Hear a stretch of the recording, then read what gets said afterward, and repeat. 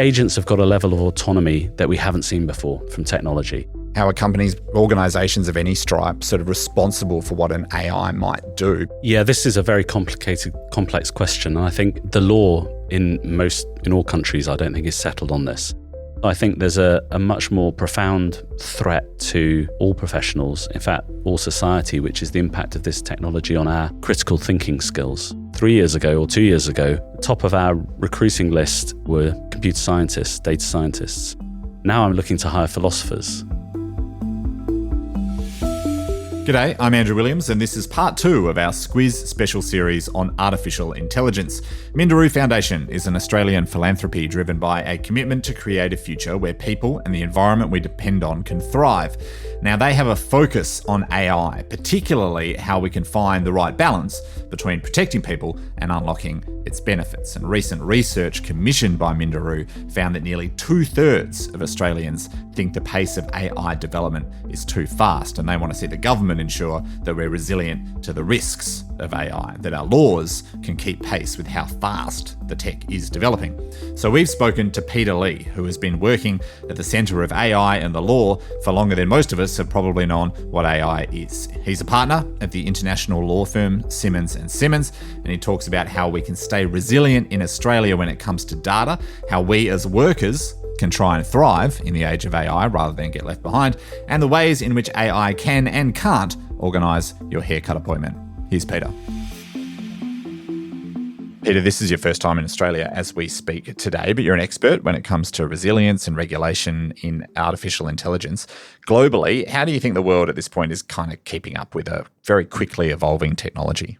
It's fragile, I'd say. I mean, in some aspects, we are relatively comfortable in terms of some of the underlying infrastructure, although we're heavily dependent on certain countries, notably the US, and particular large private companies within those jurisdictions for a lot of the infrastructure. I think one of the big challenges now, the new paradigm that we're facing is agentic AI, which increases the threat area, particularly from a cybersecurity perspective for organizations and companies. And so I would say this is so fast moving. There aren't many people who really deeply understand this space. Yeah.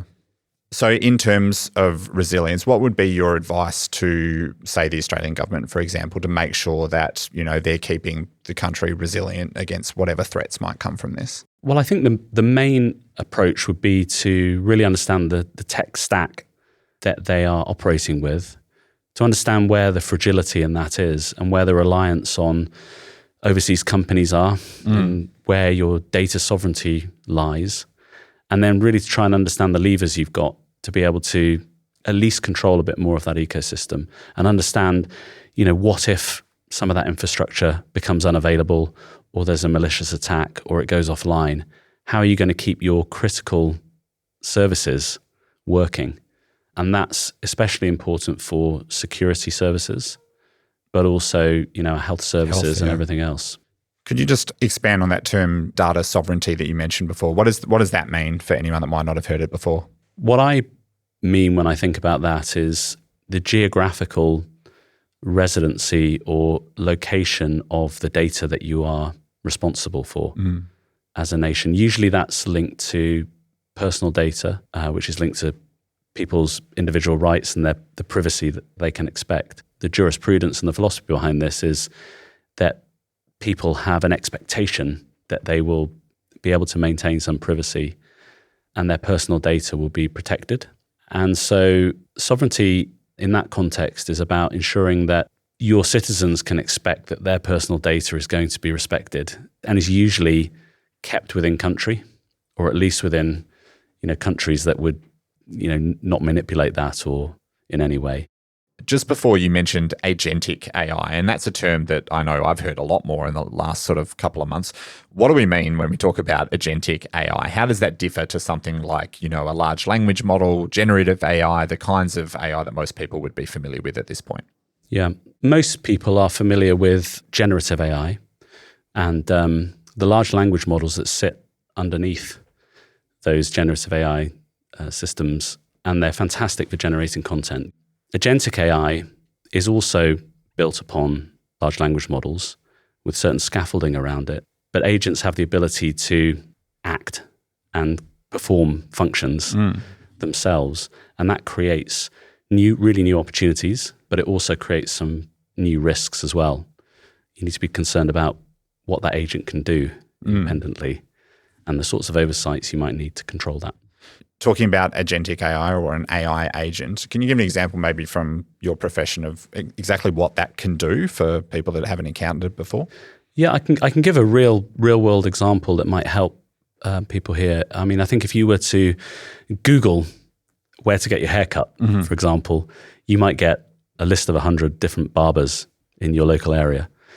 If you use generative AI to ask where you should get a haircut in Canberra, you might get a more sophisticated answer, and you might then ask it further questions about the style that you wanted or how quickly you wanted it done. If you ask an agent to sort your haircut out for you, then the agent would have the autonomy and the ability to go away and book that appointment, probably book your taxi there, pay for the haircut as well. So it's got the ability to conduct actions on your behalf. All you have to do is get in the taxi and get there, sit in the chair with the barber. Yeah, but by doing that, you are handing over a lot of control, which is where those potential issues come in a workplace. Yes, exactly. Environment. Yeah. It's got agents have got a level of autonomy that we haven't seen before from technology. Therefore, you need to think carefully about the guardrails and permissions you give the agent so that you can be confident that what they end up doing and the actions they take are safe and secure. Recently, for example, a couple of weeks ago, Microsoft released a runtime governance model. So this is real-time governance, which sits across agents as they operate as a technology solution and allows you to spot when agents aren't performing as you expect them to. If they're starting to drift, which means they're changing course, they're doing things that you're not expecting them to do. And it allows you to monitor that in real time or near real time, and then act upon it. So if you need to kill the agent, you know when to do that. What this relies upon as well is a different approach to policies. I've started advocating for agent resumes or agent models. We need to be a bit careful about anthropomorphizing this technology. Yeah. But I think people do find it quite useful to think about agents as digital workers sometimes. And so giving that digital worker, the agent, a job description or a resume can really help people understand, especially non-technical people, to understand what that agent can and can't do and what it should or shouldn't be doing. And that allows you to track its performance, a bit like you would with a human worker. Yep. And if necessary, fire it. Yeah, indeed. So you mentioned before that, an AI sort of is often seen as a worker in a company. Now, if a worker does something wrong in your business, they can be fired for it and the company is held, potentially liable for what they've done. How does that work when it's an AI? How are companies, organisations of any stripe sort of responsible for what an AI might do, particularly an agentic AI in their organisation? Yeah, this is a very complex question. And I think the law in all countries, I don't think is settled on this. Right. There's a couple of maybe interesting discussion points here. The first is academic lawyers sometimes call this the many hands problem, because across the value chain, you've got lots of different actors when it comes to deploying AI systems. So you'll have the frontier model companies, you'll have the systems developers, you'll then have the companies that might be deploying them, and then you'll have the users themselves. And there'll be many more actors along the chain there. And so trying to work out when something goes wrong, who is accountable, is very complex. And it's also made more complicated by the fact that these different actors are often in different jurisdictions, which have different approaches to AI law. I think the common law jurisdictions will, in time, start to give us some more clarity around this. Particularly, I think we're expecting a lot of litigation over the next 5 years or so as people start to become impacted by these technologies. That could be because we see job displacement. So you might get actions from trade unions. You might get class actions at an environmental level from communities. And I think all of these things are going to shape the way we perceive accountability in this space. Is there a country that is sort of leading the way in regulating this? I mean, you mentioned like a lot of the power is residing with tech companies at the moment. Is there a country that you would sort of point to and go, oh, this government is doing particularly well in this area or leading the way in this area? Governments are really struggling to to manage this technology and regulate it. And there's various different models. I think Singapore have got some very interesting guidelines now that they've released this year about agentic technologies in particular. There are some emerging, quite powerful and I think very useful global standards, which are sometimes described as soft law. So they're not mandatory law, but they're standards created by groups of experts that organizations can implement and in some cases get certified against. And they can really help ensure that you're using best practice. It can also help in commercial arrangements as well, because if you can say you're certified against a standard, then your customer often gets quite a bit of satisfaction from that. And then you've got places like Europe who have a specific act, the EU AI Act, that's been developing, is in effect, but is, there's aspects of it that are coming into effect over the next couple of years. And then we have jurisdictions like the UK and Australia that so far have decided not to bring in a specific piece of legislation to deal specifically with AI. And instead, they are relying on existing laws and sector-specific developments and guidance notes and the like. Yeah, this is something that the Australian government did in December, where it released an artificial intelligence plan. You've been participating here in an artificial intelligence roundtable, which is why you're here in Canberra as we record this. And that was very much the approach. What are the potential risks of that approach from Australia's perspective? I mean, I think the main risk is confusion and an inability for businesses, investors, members of the ecosystem to know what they should and shouldn't be doing with AI. And that's always the perennial problem with a patchwork of laws. And usually the only winners are the lawyers. Yeah. Because, we then have to advise on a really complicated structure. And so I think, I would advocate for this in the UK. I think more clarity around the law in this space is always going to be welcome. I mean, I think the UK and Australia both benefit in many ways from being a common law jurisdiction. Yeah. So in time, we may well see legislation, court cases, and judges can help shape the law and give us some more clarity. But the problem with that is that this sector, this space is moving so quickly.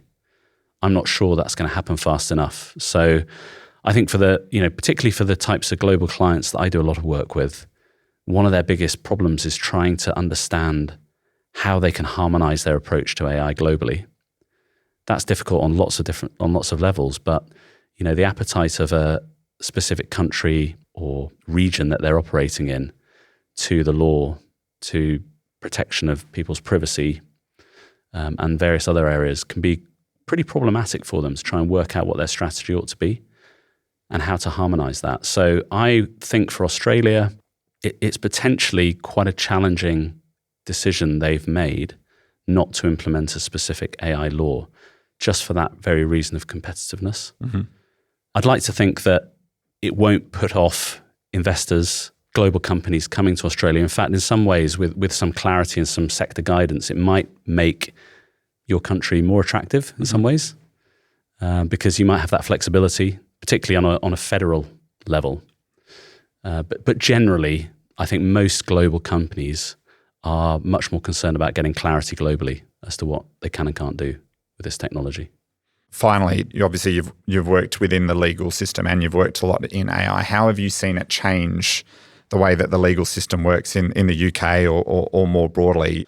I think the impact of AI on all sorts of white-collar knowledge work is going to be absolutely profound.